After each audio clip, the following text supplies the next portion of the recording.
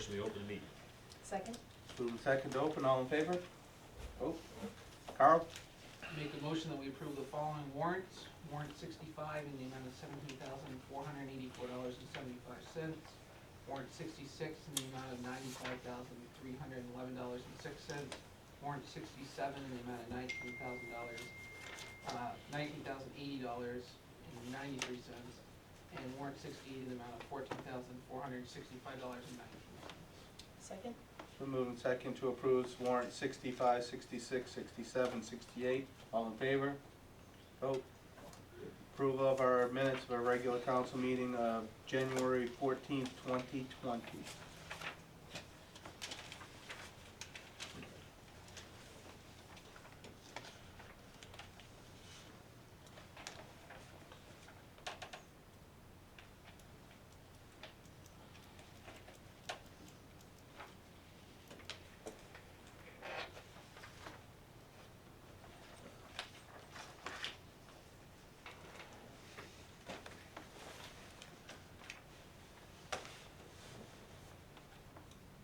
I still owe you minutes for the 22nd, the meeting with the super.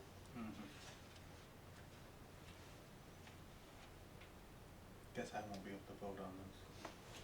You were there.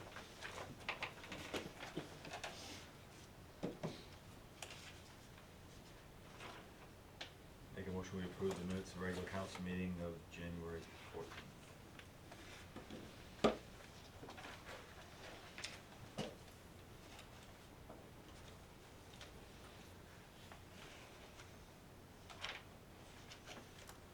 Second. We're moving second to approve our minutes of our regular council meeting of January 14th, 2020. All in favor? Vote. All right, on to old business. Chris is going to give us an update on broadband, and then he's going to give us, reference our line of credit extension on the broadband. The broadband, right now, we have 285 addresses that are ready to be served. We have another 275 that are about to be released, they think before the end of the month. So I'd like to think that that is going to happen. That will put about, that will put over half the town available for service. Now, at this point, their big bugaboo I see is them hooking up. They only have 24, as of 2 weeks ago, or 3 weeks ago, they only had 24 people hooked up in Callis and 1 in Baileyville. Even though they had, at that time, about 40 or 50 from each community were awaiting service. So as soon as they can, their one rep who, or their one technician had blown out his leg, I believe it was an Achilles tendon, and they had just hired another one to assist him, and they're gonna be shooting to do 10 installations a day, which should start to speed things up. Once we start seeing money come in, you know, that will be nice, but again, this thing is not supposed to be complete through phase 6 until the end of June. Looks like they will beat that, but still the end of June was the original target date. And then after that, we still have the Lamb Farm Road to do. The one thing that I noticed, their Facebook campaign seems to be still in the old, you know, as far as, I think they should get to the point now where the Facebook campaign is doing more selling than just telling what broadband's about and how great it's gonna be. And I think they should just put the prices right on it. And I think they, if they haven't already, that was the plan. I know the ones that I, maybe it's just the feeds I get, they appear to still be the same old ones that have been on there forever. Okay. I will say they were at my house, and I'm hoping that this week they have mine taken care of. They've been going around and putting door hangers on people's doors too, so. Yeah, they're starting to ramp up. Yeah. The key for us is gonna be depending on interest rate. 304 to 340 customers is where we break even, and we're in that range. And that, this actually pays for itself. That means, Could we put it on our crawl line? that be going against Spectrum? No, No as in we can, or no as we can? we can, Why don't we? as soon as I get the details, sure. We can get the details. All right. That brings up the next item, the line of credit extension.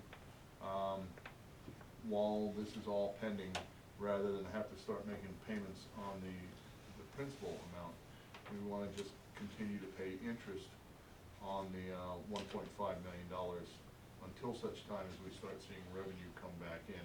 So we're looking to go out for another year with the line of credit, if that's. And the first is already in The concept. first has already got it right now, we're just looking at extending the current one. They're okay with that? I think it's the right thing to do, I mean, so. The penalty? That's the thing is that, but the one thing with the local banks as opposed to say the main bank is they want your business. Exactly. They want to be a good community partner, or be seen as a good community partner. Right, so we would need to get a motion on that. I move the Baileyville Town Council vote to extend the line of credit with the first for the construction of the broadband network for an additional year. Second? It's been moved and second to have the Baileyville Town Council extend the line of credit with the first on the construction of our broadband network for an additional year. All in favor? That's a vote. All right, moving on to new business. We have an abatement here. It's a homestead, veterans exemption, and Chris is gonna give us a little. Yeah, we have Ernest Layton, he and his son have requested that he be given an abatement. He had at one point signed his property over to his son Terry, and Terry was the name on it as of April 1st. And since then, in the family maneuverings, it's gone back to the father. But in the meantime, by not being owned by Ernest Layton on April 1st, he lost homestead exemption and veterans exemption. So he wanted to know if he could get those back. The problem with that is, again, April 1st, it wasn't in his name.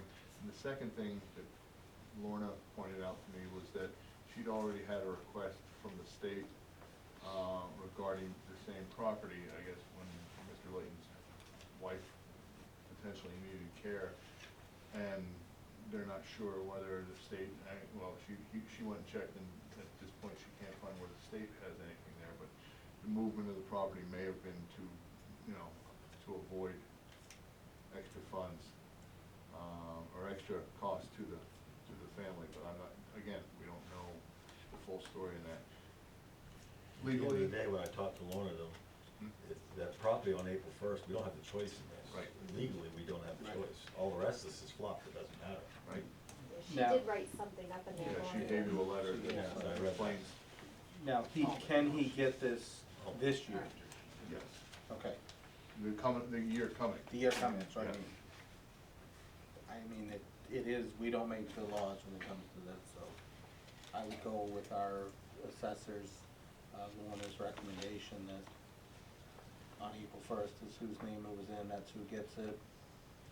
And then moving forward, as long as they do the paperwork, right? The new Ernest, and I'm assuming it's Wayne, have to do the paperwork to make sure they're qualified for those two exemptions this year. And I think that's where we have to go with it. Like, so, do you need, you want a motion that we're gonna reject Right. the homestead exemption? Do we have to, do we even have to do one, or we just don't approve one? I mean, I would say we don't Just leave it. leave it, Just- that we go off the recommendation of our assessor, that the homestead exemption and veterans exemption will stay where they were on April 1st, 2019.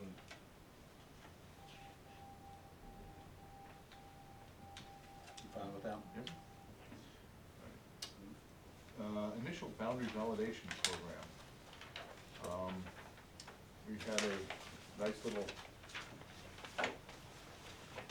disc from the state. And what they wanna do is make sure that the town checks to ensure that the boundaries that they're showing for the town of Baileyville are in fact the boundaries for the town of Baileyville. The big concern was the industrial park, and in fact, the state of Maine did make that change with the feds, so that is reflected on the disc. So my recommendation would be to authorize the chairman to sign the validation program worksheet. I move that the town council authorize council chairman to sign the US Bureau, Census Bureau 2020 initial boundary validation program form. Second. So move and second to have the town council authorize the chairman to sign the US Census Bureau 2020 initial boundary validation program form. All in favor? No.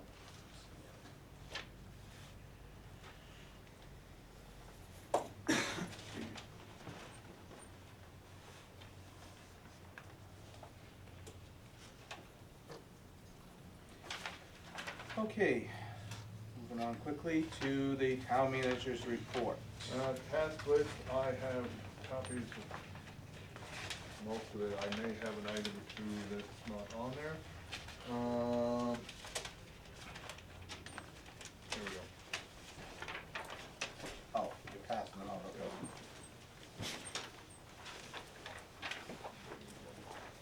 Okay. Couple that are coming off the Jackie Martin, the Bailey property, and the chickens. Spednick Club still has not got me, I've gotta give JR another call. They've not got me a copy of that. The signage for the sports field ready for pickup. Yeah, but that says completed. Well, it's not, I'm still waiting from JR. Yeah. Would, He's got it, but he hasn't brought me a copy. this is so they can park off on the other side of the road? Right, and plow it. And I'll update that. Campbell property, I think he's gonna hit this week. Seabees, we're hoping to, we may end up having to go visit them and knock on the door because they're not open to that. Brings up the next to last item, or not next to last, the website, we're uploading the information over the next 2 weeks, getting all that there so it actually works. The opportunity zone. I went to talk to David Whitney last week, and we had a long discussion about the property. I think you have in your copy of the tax map in your packet. All right, lot 27 is the property that the town owns that is for commercial lots on the north side of Route 9. And you see with that, or adjacent to that, 19A, 19, 17, and 16, and then a roadway between that and 27. That is the old Route 9. That has apparently been signed over to the town of Baileyville. However, those other lots, we own 17, but we don't own 19A, 19, or 16, which would make it a little bit easier. David Whitney is very interested in getting in that location. He would have preferred to have his sign on lot 19A, but it looks like 17 is about as close as he can get it to the intersection. He'd be looking at purchasing a part of 27. If that doesn't look like it's appropriate for what he's looking for, the advantage there is the price of the land is dirt cheap coming from us if he starts business. If that doesn't work out, my recommendation to him was to go to the other side of Route 1 to the old motel that's up for sale. I think he's down to what, 199 or something at this point. But, you know, that lot number 29 would be available if in fact chose to purchase that. So you'd be looking at, I would like to see him on the eastern half of 27, if at all possible. What we're looking at is either another Tri-Town Marine, but what I keep pushing for is ATV and snowmobiles.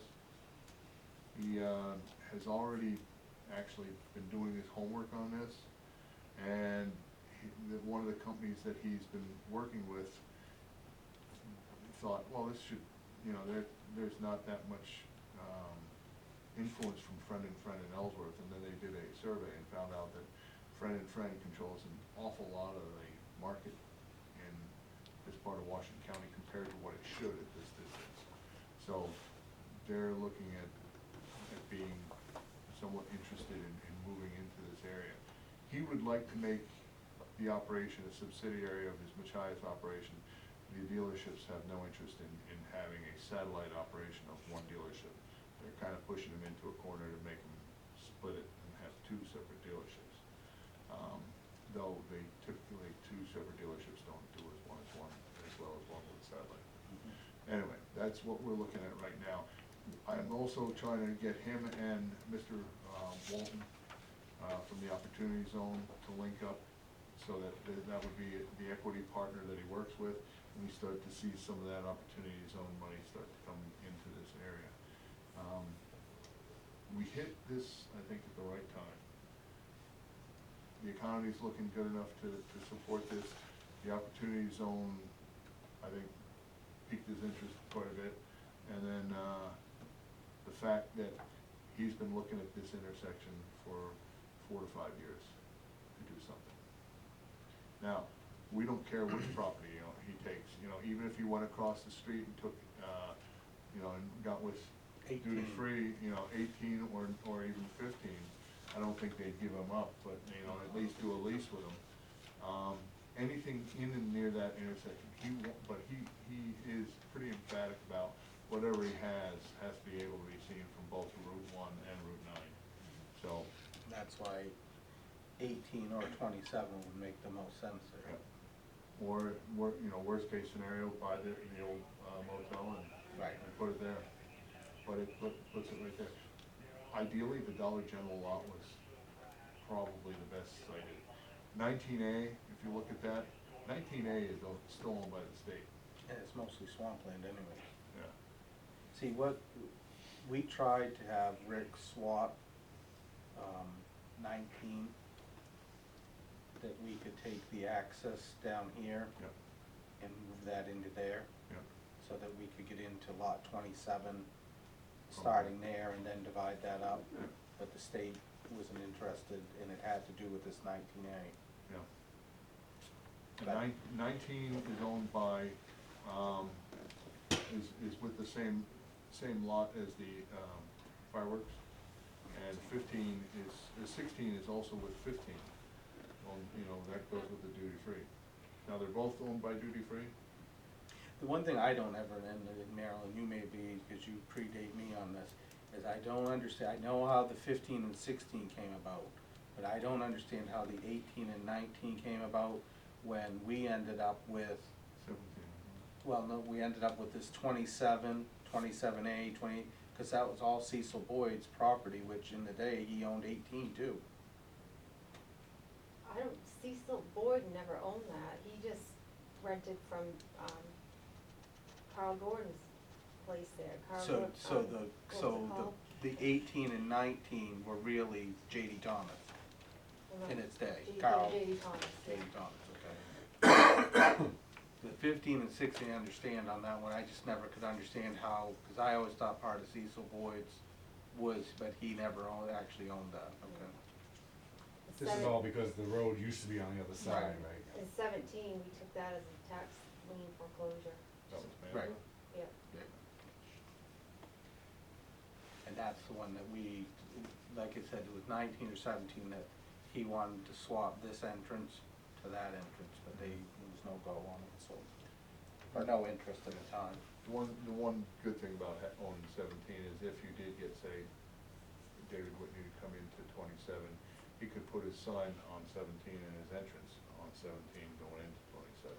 Well, the one thing, I mean, I know that looks like a lot of room right there, Yeah. but it's not a lot of room, because that little 19A is, like it said, the swampland, and then they have that DOT sign, and then there's that little piece of land that goes 19 and 17, so Because there's, 17 is like .13, I Right. mean, it's not tiny. very tiny. No. So, I think it's good that we're working something out. I think potentially he has two locations.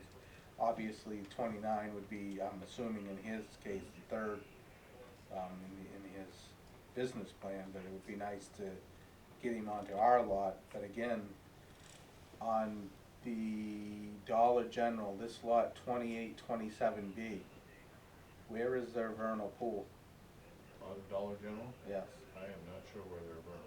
It's close to 19A, that's what I thought. Okay, so that's on the, on the Route 9 side. Right.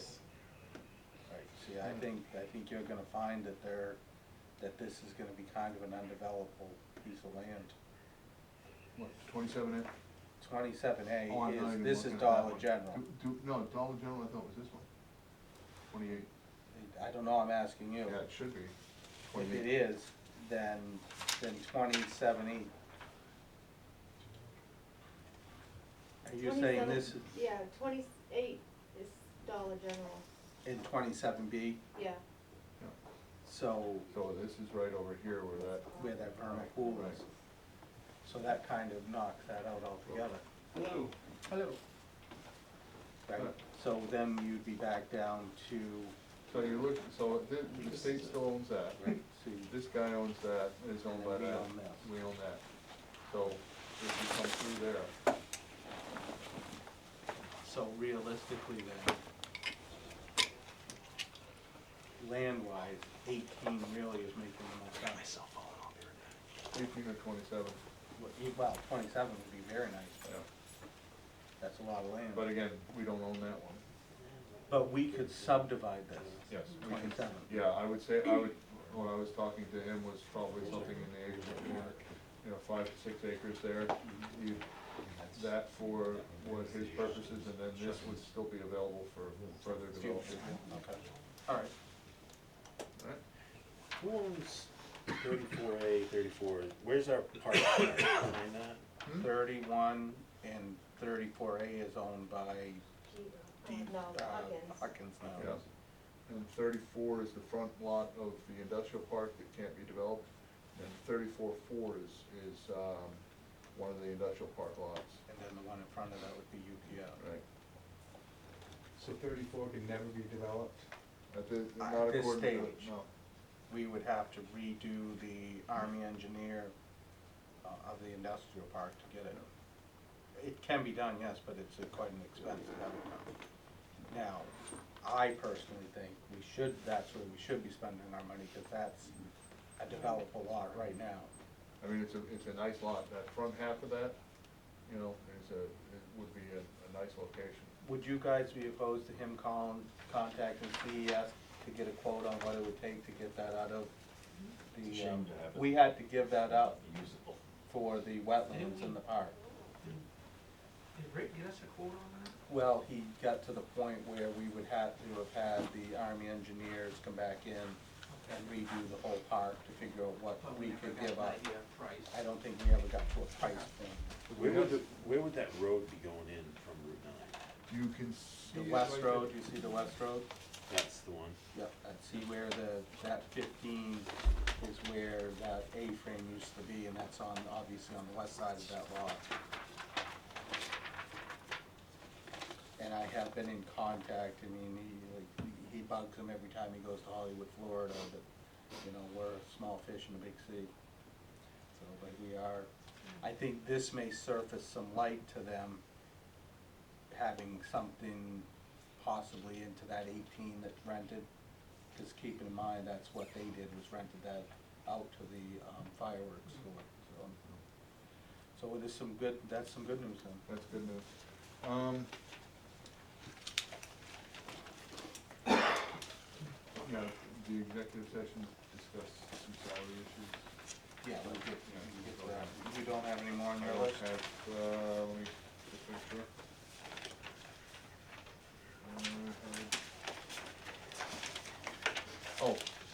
Sewer billing, sewer billing.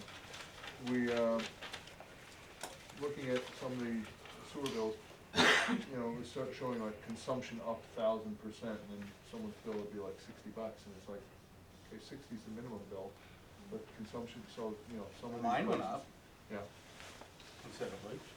So, no reason. Your water bill? Yeah, But, yeah, and my sewer, because that follows suit, right? Well, we have a sense of. Well, no, I mean, my water bill went considerably up. But we I don't went, know why. you know, we went, Well, The I do minimum know went why, up, but. yeah. we went through these, and for the most part, with the exception of, 3 or 4, there were not that many issues. One of the things we noticed is that with the new meters coming online, that we've seen about a 7 or 8% increase in billing going out. So that's a good thing. I think the more that go out, the better off we're gonna be. But, there's nothing really, we're not seeing the problems we had with, say, Broadway during phase 2. Well, Or phase 3 rather. mine went from 121 to 159, Yeah. so that's a pretty hefty increase. But the minimum went up, right? Right, everything followed suit, I just $96 haven't looked to see Oh. where my minimum plays into what I actually got billed. So, it is nice that we're starting to see that increase hit. It's, we haven't had to raise our rates as the water has yet. That's further down the road, and I'd like to keep that, keep that off as long as possible. And as long as we're seeing that increase based on their new meters, that's a good thing. And I believe that is all. Oh, had a meeting with Machi Savings Bank today. Keep hitting about a bank back in town or an ATM, and I don't think we're gonna see that. But, it doesn't hurt to hit them. So, on the action list, we need to add CES, kind of a quote or package on turning that. Is there anything else you guys want added to this? One thing I want is the numbers for the school and the 2 bonds. I believe Steve asked for the bonds, as I did. I think you have in your packet, you have the question that we put before the taxpayers at town meeting in 2018 for the school repair and renovation. And then we also, on the next page, you see the order that went for the question that went before the voters in November of that year. If you remember, the lawyer recommended we separate those because the one needed just a simple vote at town meeting, whereas the other really needed a ballot question. And so that's why those were separated. That's why they were separated? Well, that was the primary reason, is that you have to have a ballot, a townwide ballot for new construction. I thought it was like 1.6 for the cafetorium, 3.5. Well, for the other. if you read the articles, that's what they say. Right, but in my question on this is, and I'm exactly with what Steve is saying, the 3.5 consisted of X amount of jobs being done in renovations. Do we have a list of what was? Well, there wasn't as Construction. part of what went out to the voters, no, or went out at town meeting.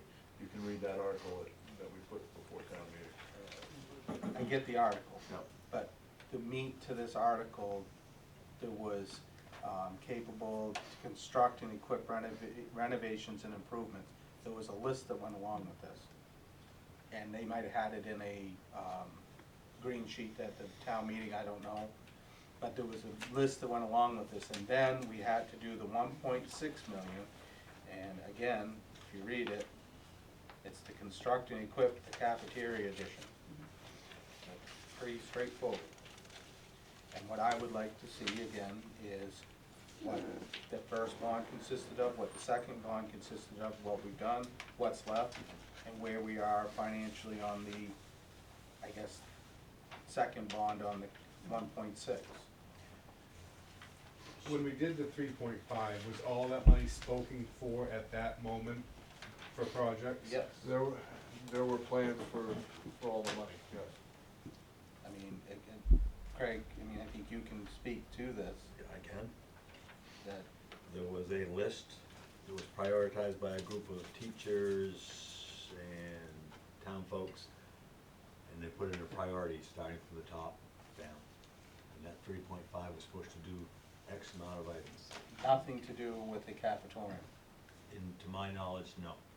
The 1.6 was for a cafeteria, the 3.5 was going to be to take care of 2 roofs, 2 heating systems, exterior of the buildings, lighting, exterior doors, a list.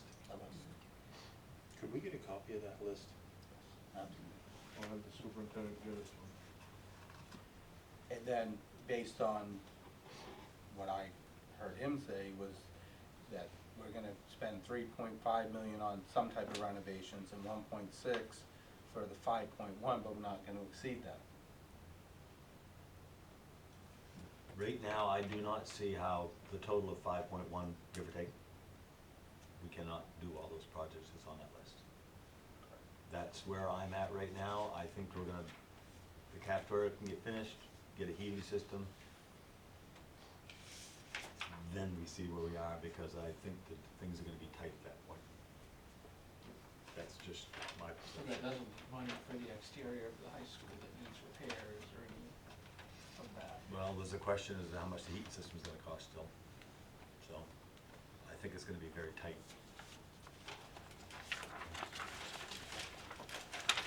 And when I get more information, You'll pass it along I to will us. pass it along. So are we, are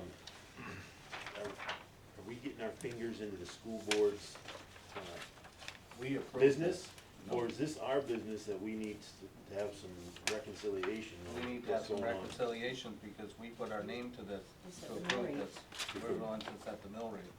So, Yeah, we put out the taxation, whatever, however you wanna dice it up, or regardless what they're building, $5.1 million. We answered for that. And whether they're gonna put all their stuff together, or this project truly is gonna be overrun by whatever. But why didn't they just do that at the beginning? If it was all gonna be just a big pot of money, how come they just didn't do it that way? Oh, because of With the. the bond bank. Because of the bond bank. Right. Like, he needed to have monies for, Blatt and the other permitting and that stuff, so. Do we have any of the information from, the architect on how much this stuff was supposed to cost, like?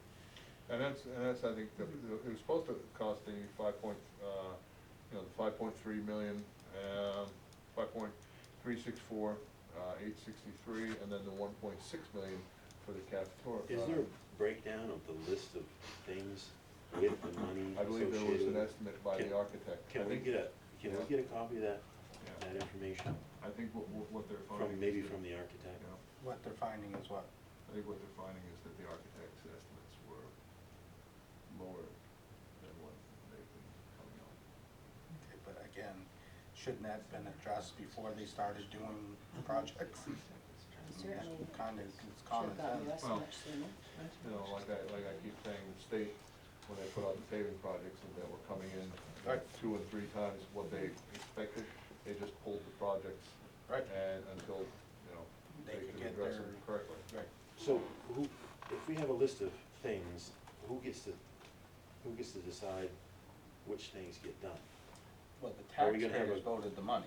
Yeah, but he said that some teachers and some town folk got together and made a priority list. Should we have someone, Look over the priority list. someone that's, and I'm not saying that our people on that committee weren't capable, but maybe we better have a double check somewhere with somebody that does that type of thing, would say, hey, you guys really need to get that boiler fixed or whatever.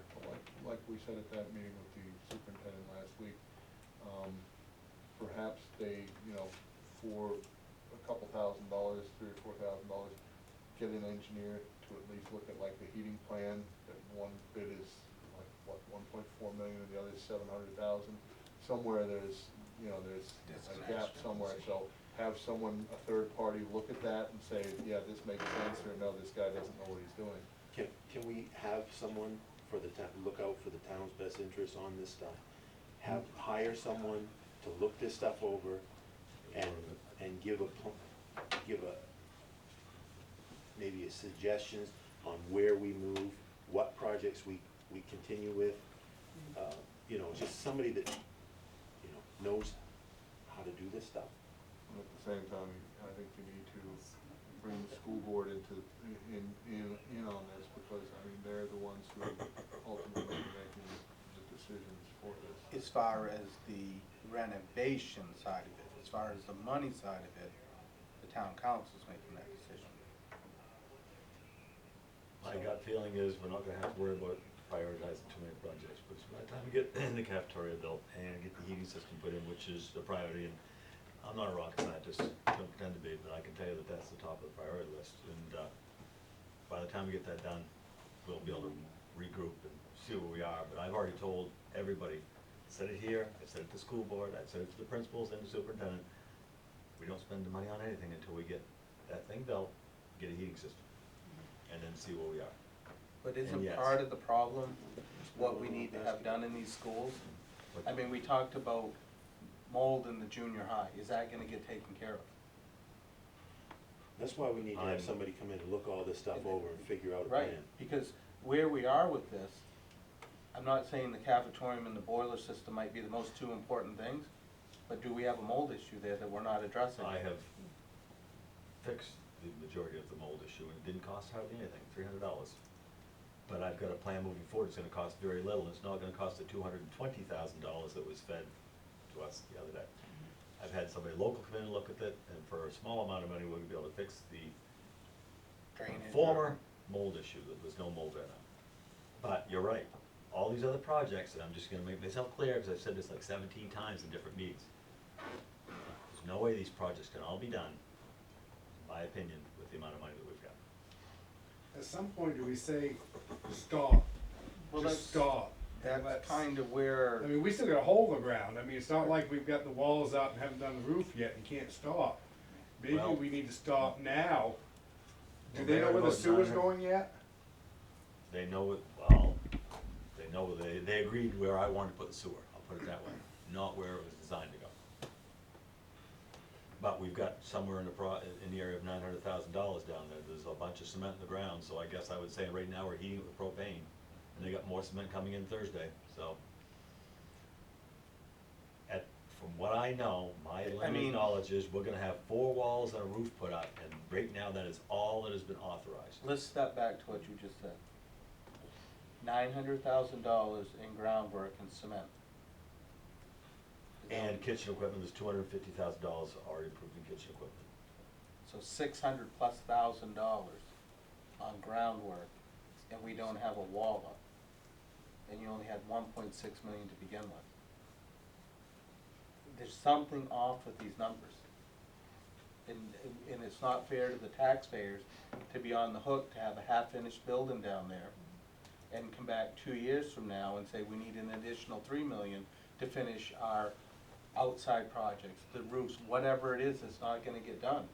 Because when you look at it through them, we would have been better off to build a $12 million school, or would we have gotten a quote to say, well, that $12 million is actually $25 million? Right, that's And what I I was wanna saying, point out- based on the numbers, if 12 would have been 25. The architecture numbers that we've gotten from this outfit, every number that we've gotten from this outfit has been But who's so not good. holding them accountable? Right. I can't answer that. You I know? guess that's us. No, it's not us, that comes down to the school board. And that's why we need to have that conversation with the school board, because maybe they have.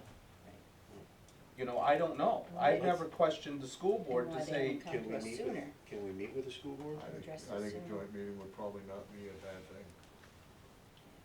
Sooner rather than later. Mhm. See, basing it off my side of stuff, the price is what it is, they get it right in the first place, and then it doesn't change, and you don't make any changes to it without it going through everybody. change And- orders. Right. Yeah, I mean, it's, And that's what we're interested in and if seeing. somebody's off $1 million, I would think they should be accountable, Right. big time. Well, my issue is you go to the voters, you go to the public, you give them a list of things that need to be done. And before the list, when we were talking about new school, all that, there was the video of all the repairs that needed to be done. That's what was told to people. This is stuff that's going to be repaired, this is how much money we need, and then we approve that, and that money's not going to all those repairs. That's not I mean, acceptable. Well, didn't, that's been an issue. huge. Didn't you say that we had to split these because one was Well, new construction? you- So now we have a big pot of money that, well, it doesn't matter now? Well, you could have run them both at the same time, but you would have delayed, the start of some of the projects.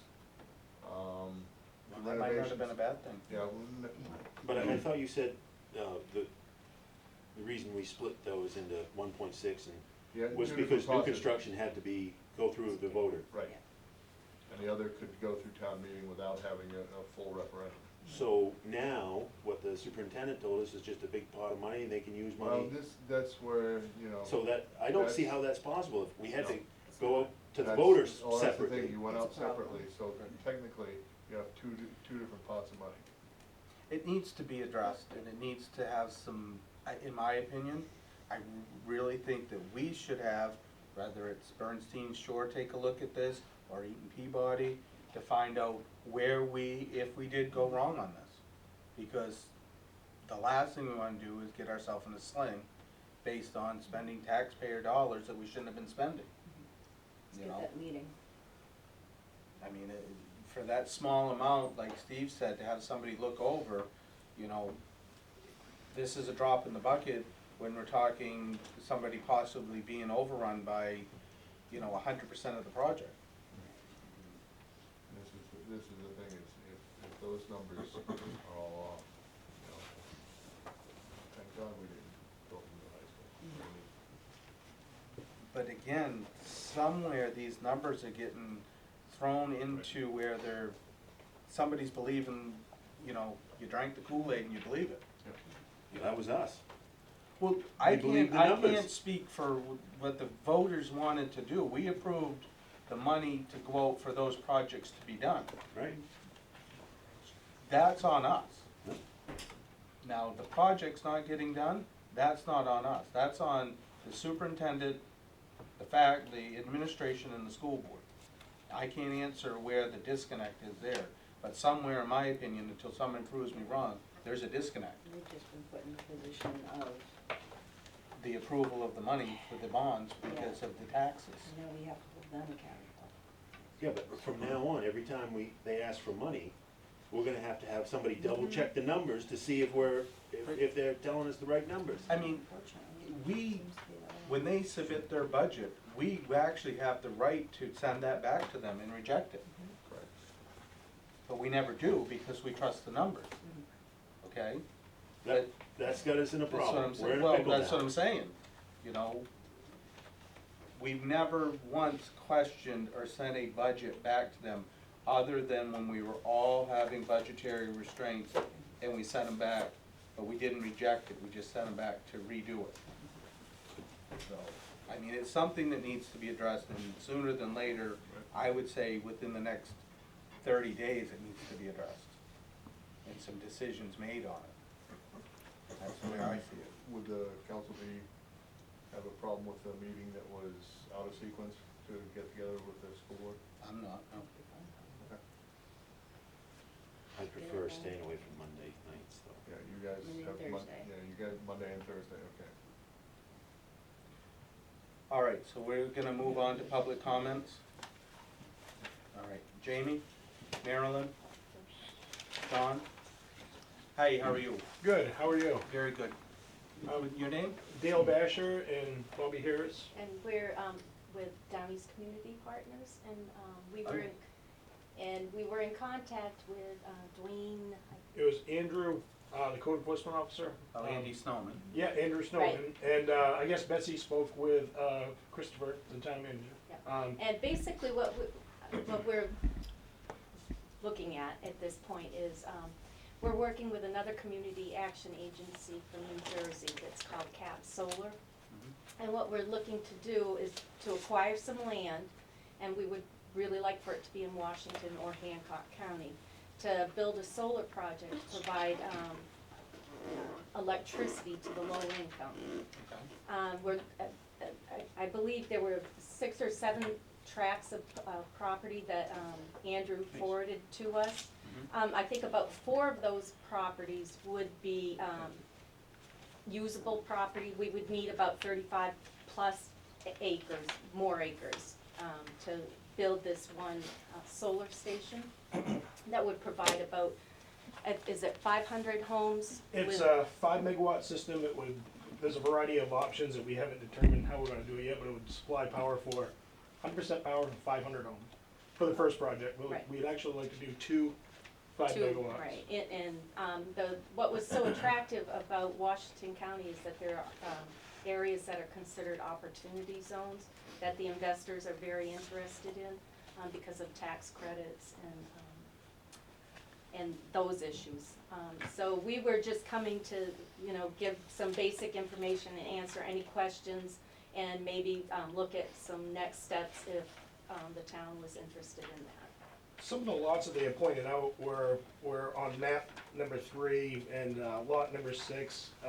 I can cite the lot numbers, and they range from 13 acres to 172 acres that was available in the opportunity zone that we would like to potentially build a solar array on. The issue was we didn't know which energy provider, whether it was is it the Down East? No, is it Eastern Maine Eastern Maine, Electric? excuse me, is- Eastern right, Maine right. Electric, or if it was Amera that serviced those areas. Easter Maine. It is Eastern Maine. Eastern, okay. Right. And so that was one of the questions that we had, and the other question was, we're not too familiar with the area, and we didn't know if those areas had a lot of wetlands, and if they need to be deforested, which is something we was trying to avoid for obvious reasons. Well, I would say any acreage of 172 would definitely need some wood cutting on it, Right. definitely. As far as, I don't know, do you know anything about the lots that? I don't know the lots that he proposed to, but, we can have you take a look at the tax maps, and the one thing about them is they're superimposed over the over the satellite photos, so that you can have a good idea if it's open or not. Oh, that's great. And they do have a fair amount of property, that part up by the pump station, just off of, Holt Road. How big would that be? On the left side is, geez, that must go in there a mile. Wow, that'd be more than enough. But is that open? Was that the old, The the old, gravel pit? It was, we're only talking about, for each 5 meg system, it's an acre a megawatt. So we're only talking a maximum of 70 acres, depending on shading. Because sometimes you have to go a little bit bigger than what you need to get the proper solar window, depending on the landscape, trees, and whatnot. And what the theory of this is that, we can't direct where the electricity goes. We just, as an agency, provide the low-income heating assistance program, so we already have the clientele.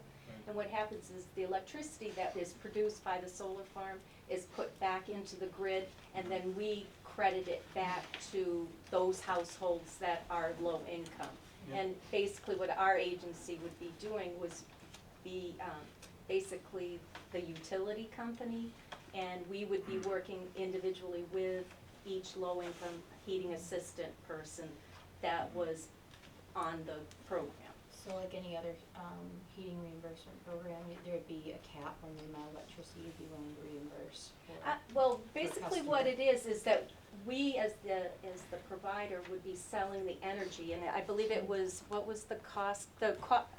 We have to compare the cost, but we would be providing the energy at a very much reduced rate to the individual that was in the heating assistant program, and they wouldn't be paying Amera's rate at that point. So there's not necessarily a cap, it's just a lower rate A per, a for watt, yeah, significant, kilowatt. right, exactly. Until they reach that cap. that you- until there, but there still is a cap. Exactly, Right. because we'd only be able to provide so much electricity for each individual client, and then at that point, they'd revert back to whatever the electrical rate is for that electrical provider.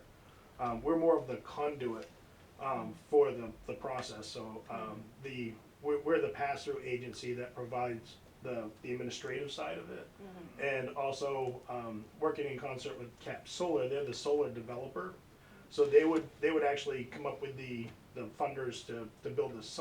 One of the ones we have interest in is Goldman Sachs and maybe the Rockefellers that could back this project. Then we also have some private funders for seed money that we can approach to backstop any risk to our agency.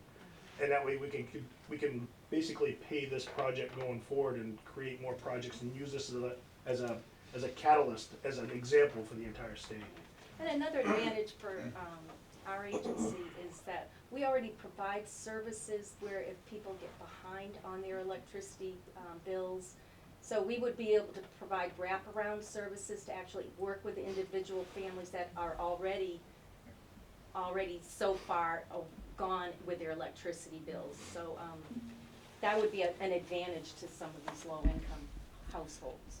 I think the concept makes, I get where you're going.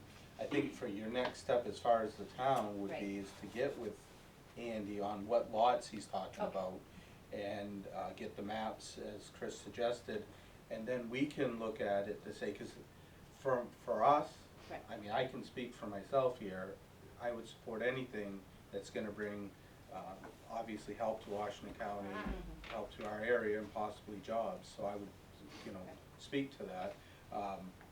As far as, I don't think he's talking about any town property No, there. he's talking about BUD property. BUD's Right, property. Exactly right. Yeah. So I Got think, all the I inputs for think them to part of read the it, confusion may be is Andy may want you to be talking to the Baileyville Utility District Okay. regarding, cause that would be their real estate that Okay. he's talking about. All right. And then he could get you, cause I mean, again, the maps and all that, Right. so, that would be a matter of however they wanted to craft a deal there as far as land. And then obviously any type of business, the council would have to Okay. approve, so I think, I don't see any need why we wouldn't support something like this. But again, Right. I think it's the Baileyville Utility District is probably where you wanna take Okay. the next step. Okay. And this is a state-funded project? No, this is actually, these are private donors that are socially conscious. Large companies like Goldman Sachs and, Because I did read some about the state. well, those are, that's Not just a he- not sample here, but project. right. Elsewhere I read about Mhm. that they were doing similar projects. There are, like Ellsworth, I believe, is one. They are, a lot of that the municipalities are state, jumping on board. right, is doing. This is totally separate of that. This is Um, 100% low-income project. So a lot of your other solar projects have carve-outs for low income, but they're not specifically designed for low income, where this one would be one of its kind. And it'd be also, to the best of our knowledge, the first project like this in the state. And we're hoping to build this and then make it a success for two reasons. One, so we can pay it forward and do future projects, so we can bring everybody up from poverty. And the other is to make it replicable, so we can take it to other cap agencies throughout the state, so they can take this project and we can actually take it to the federal level and say, look what we've done here in Maine, and this is what we'd like to do throughout the country. Are you looking to purchase land or rent land or? Well, we have the option to do both. So what we thought we'd look at first is if we could find some free property, obviously. But we, at the same time, we want to do the right thing. We don't want to just come in and clear cut to cause one problem to create another. So if we could find ideally some blueberry grounds that's near some phase 3 power that could reduce our interconnection fees, that's what we'd really like to do. If we don't have that option, then we could look at some other properties, or it might be better to purchase the property. Maybe this isn't the right avenue for that, because if the cost of clear cut or interconnection fees exceed the cost of the property, then it only makes financial sense to go with the cheaper option. So you'd be looking to get somewhere close to our power line that goes through here? Yes, phase 3 power is a huge is a huge factor, connecting to phase 3 power, and also the different. We're not that familiar with the Eastern Electric Company, Eastern Maine Electric Company, so that could also be a hiccup. We're more familiar with Emera because that's the only project that we've had the luxury of working with. We've done one project like this in Franklin, Maine for our own agency that's working out to. And we provide all our electricity for all our 10 buildings through, with solar power at this point, yeah, so. And we we're were- also driving electric cars too, powering those cars with credits from the sun, so. Are you guys a tax exempt company? Yes, We are, and that's the reason why we have to have this conduit through, say, Goldman Sachs, or the Rockefellers, because they have a tax appetite. We don't. So we have to have an agency like, a company like Right.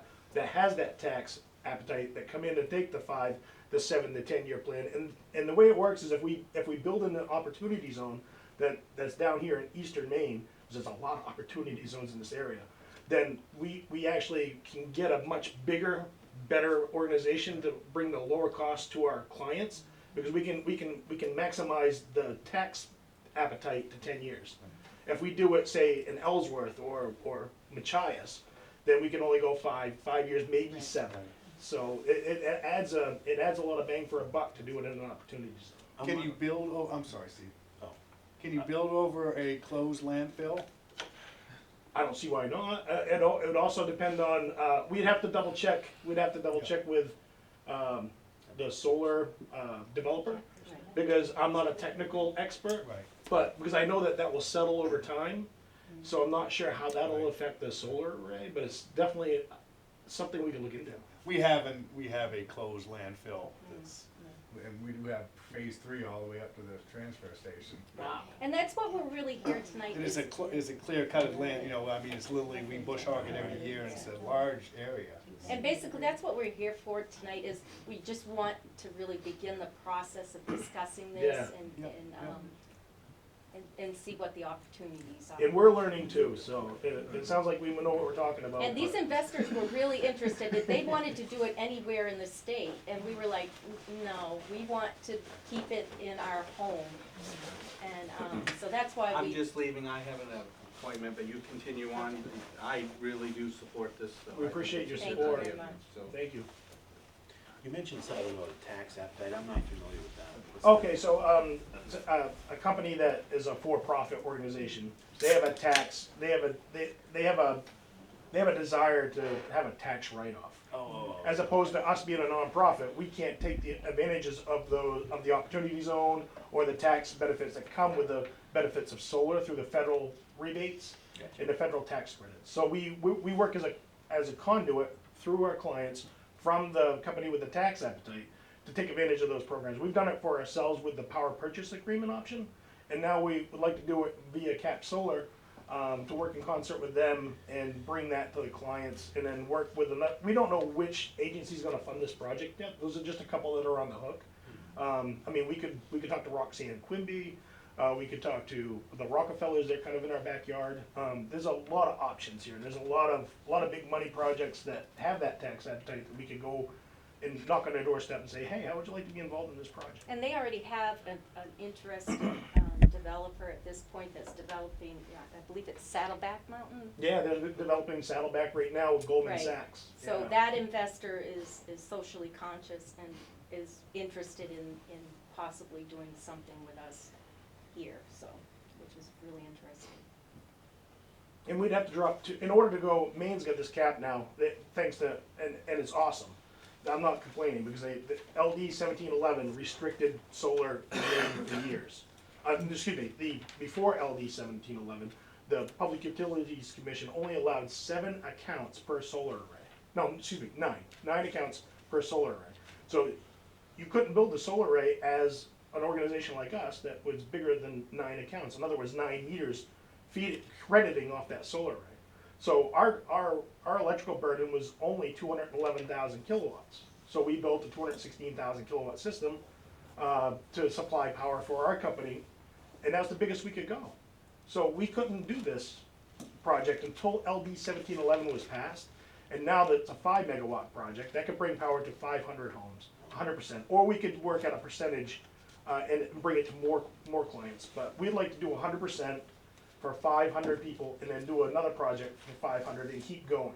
And then eventually bring everybody into green energy right from the bottom up. Because we presently have about approximately 1,700 homes in Washington and Hancock County that receive the low-income assistance program.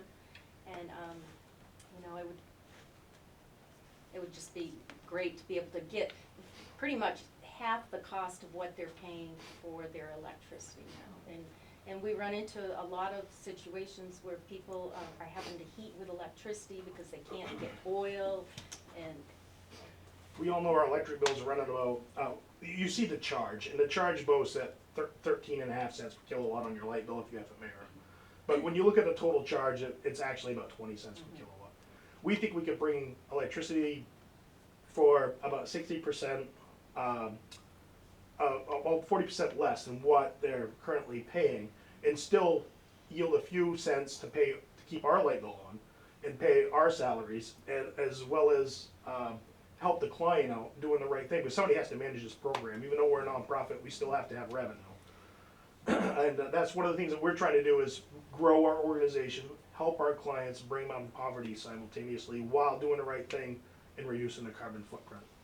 Who will actually own the equipment? Is that going to be the private investors? That's a great question, and you're absolutely right. It'd be the private investors that own, maintain, and manage and accept the risk Okay. for the entire project. They will be maintaining the long-term. Up until we purchase at year 10, if we do it in an opportunity zone. After year 10, then it would be our responsibility. Okay. So that there are some inherent issues, but the cool thing is, when we work in concert with this agency that's Cap Solar, they will take over that project at year 10, so we're still off the hook. We're once again a conduit through another agency, and they're getting so large and so moving so quickly that they boast that they're gonna be able to buy these projects in year 10. And Cap Solar, again, is a community action agency, just like we are, and their main cause is to lift people out of poverty, so that is a good thing for us, because their goal and mission is the same thing as our mission. What they've done is gone a step further than what we're doing.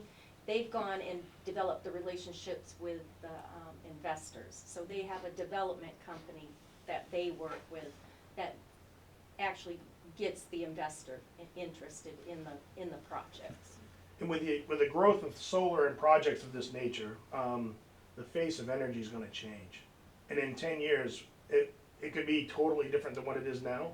So that's why 10 years is a great project window for us, because we really suspect that with the growth of moving away from fossil fuels and moving towards clean energy, you're gonna see these projects getting swallowed up and bought by other agencies that are green going forward. So there's gonna be a lot of options with these programs going forward. That leads me to another question is, at some point, if energy, the face of energy changes again, and this project, this equipment is for whatever reason abandoned, who's going to be responsible, and are we going to have, as a town, going to have to chase down people to clean up what's been left behind? I don't think that's anything we could really address, but we can find. We can have an that answer for that, yeah, We because don't wanna have a Right, these solar a panels boneyard of are Yeah. 40-year solar life. panels somewhere. no, I totally understand. Typically, there would be a bond in place They would. that someone would have to maintain for the life of the project and for eventual removal. In fact, that's something that would need to be included. Mhm. And there are a lot of companies that are buying and refurbishing these solar panels, even after their life expectancy. Contrary to popular belief, solar panels are recyclable. It's just a very costly venture, which is gonna be another thing, I think, another avenue of development that's gonna come to the forefront as things evolve. Because there's companies in Europe that are recycling solar panels, and by the time you get done recycling solar panels, the remainder that can't be recycled is about the size of a grain is the size of a pea size of a salt pile in your hand. So the misnomer that panels cannot be recycled is just that. They can be recycled. There are some issues with panels, but nothing's perfect. But I really think that solar is you don't have the NIMBY factor like you have with wind. You don't have that, not in my backyard with a big windmill.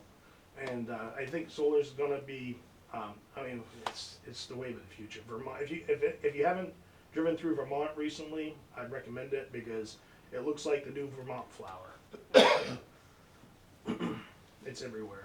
Now, with because it's gonna be tied into the grid, so located somewhere here in Baileyville, let's say, you get the property, provides for up to 500 homes, where it's tied into the grid, is that providing for 500 low-income families here in Baileyville, or is that being split between Washington and Hancock County, all of those on That- LI heat? That's a That great would be, question. yep, we get to, I guess, vet who Okay. is on the program. If the town said we would really like all of our low income, that are on the low income heating assistance program to be a part of that, that could be a part of the discussion. That's our choice as the provider for the LI heat program. Okay. Yep, And we've been discussing, how do we vet? right, yeah. So, I mean, having some influence from somebody that has a vested interest might just sway that, because, Because yeah. we would be the administrator to decide which of our families is this offered to. And in theory, what would be the best of all worlds are the individuals that are at the very low end of receiving assistance, the people at 50 and 80% of low income. I mean, because they're the ones who have the fewest dollars to pay for their energy. So, but we could, like I said, as the administrator, we get to talk about that, so. within our development, we're also talking to an anonymous donor that we work with regularly, and they have an interest in backing this project with some funding that could mitigate our risk from the low income folks that can't or are unable to pay, to backstop the risk to our agency. But it looks like with the project, that was the original plan, but with this layout with Cap Solar, it appears that whatever company we choose to go with, the way it's structured, is they assume the risk. So it's actually, it doesn't pose a risk to our agency as a nonprofit, and it shouldn't pose a risk to anybody else, just a capital investor. Just the nice part for us is, we already provide wraparound services, so to help those individuals that are at risk of not paying their electricity bill.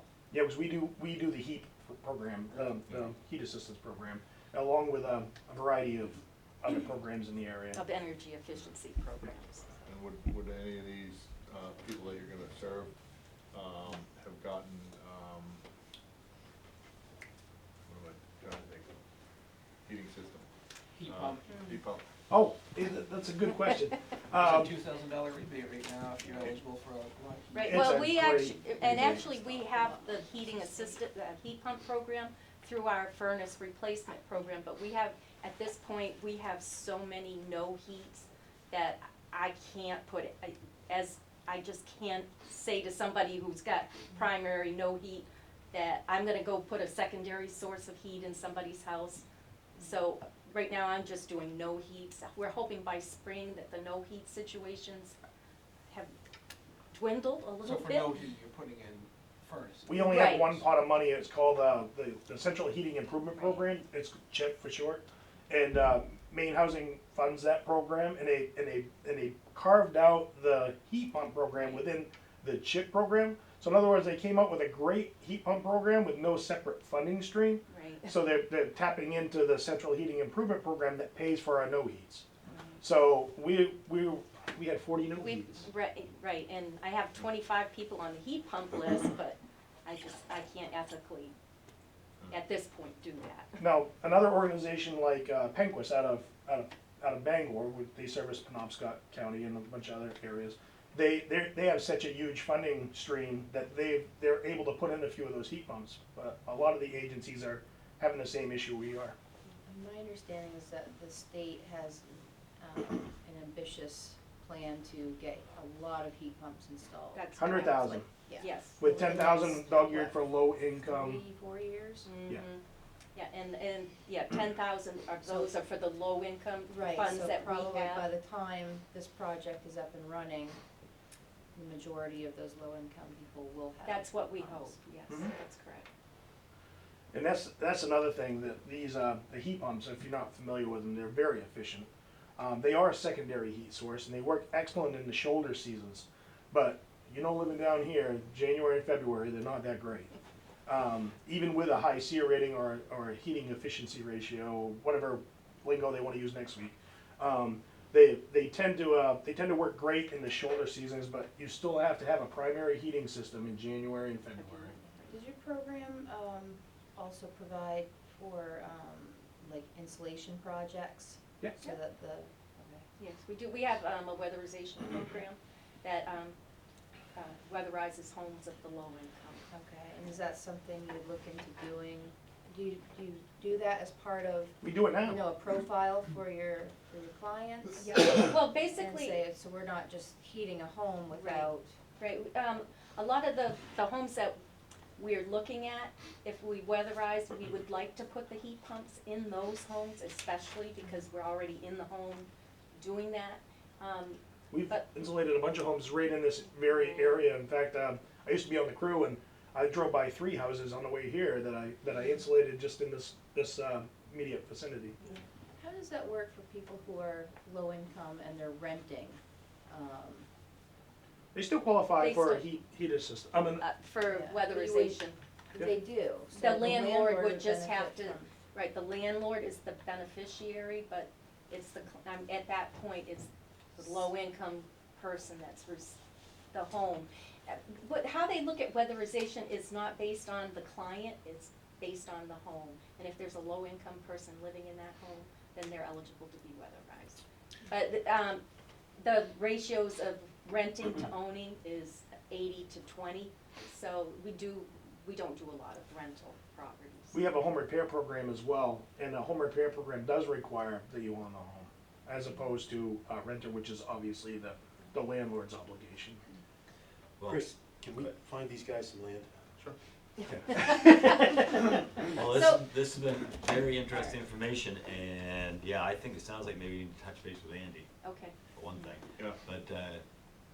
But And Jay, also that's a see if good we can idea. build on And have Andy look into it Yeah, from the if you would. CEO point, not just Yeah. help. Not DOE just out. Well, that's the other BUD. part. Yeah. He's also the code enforcement officer, so. Yeah. Okay. But I would say Chris can Yeah. look into Yeah, town stuff. And what we would also have is Cap Solar would also be talking with Andy about all of this, so that we can figure out the best opportunities for the developers also.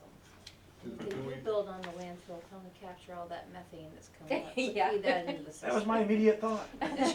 I agree 100%. This could be a thing. Yeah. Electric, methane, Uh-huh. boom, you know. well, again, thank you very much for that information. Thank Thank you you, very Brett. much, Thank and we'll you. move forward with that. Yeah. Thank you.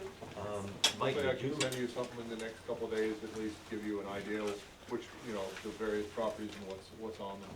Yep. Thank you for, And I I mean, just our saw- opportunity. I just saw zone. Betsy and she said, say hello. Is there any type of special Thank you. permits that we need from the town when we get to that point that would require, in order to break ground on a project like this? I believe so. Well, Code that's great. enforcement officer would Again, give us Andy. permission. That's just, Again, and, yeah. thank you very much. Thank you. Thank you. Mike, we was on, public comments, did you? have I'm all anything? set. You all set? Okay, then we'll go to council closing comments. Mr. Ripley? Nothing. Thanks again. Thank you. Mr. Knowles? Yes, Marilyn, Yeah. thank you for submitting our names so we could all get $104. I appreciate that.